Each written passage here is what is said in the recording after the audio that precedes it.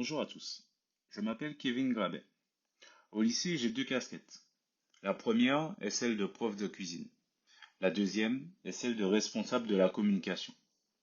Avant de vous présenter mon travail, on va un peu écouter notre proviseur. Bien, la communication dans un établissement scolaire, c'est essentiel, surtout aujourd'hui. La communication, bien sûr, visuelle, la communication sur la pratique, parce que c'est ça qu'il faut montrer aux futurs élèves et aux familles pour qu'elles sachent comment se déroule une formation dans un établissement scolaire.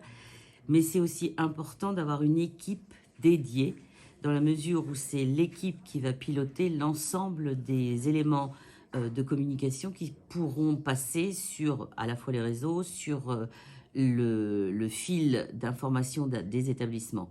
Pour moi, aujourd'hui, on ne peut absolument pas se dispenser d'avoir une équipe et de diffuser très régulièrement des images et des sons en provenance des formations qu'on fait dans nos établissements pour mieux les faire connaître et pour montrer qu'il se passe énormément de choses dans un établissement scolaire. Notre proviseur nous a missionné pour créer le site du lycée avec la société école qui est chargée de formaliser nos besoins. Notre premier projet d'équipe à la communication a été la création du bulletin d'information du lycée. Nous souhaitions éclairer les collèges du bassin sur les projets réalisés au sein de notre établissement parce que nous trouvions que ces projets n'étaient pas assez mis en lumière vers l'extérieur. Nous avons sorti en mars là notre 15e bulletin d'information. En plus des collèges, les bulletins d'information sont envoyés à tous les personnels du lycée et également aux parents. Au lycée, nous sommes très actifs sur les réseaux sociaux. Nous avons commencé par Instagram afin de nous rapprocher des jeunes et des moins jeunes. Puis, comme diraient nos élèves, on a lancé Facebook pour les vieux.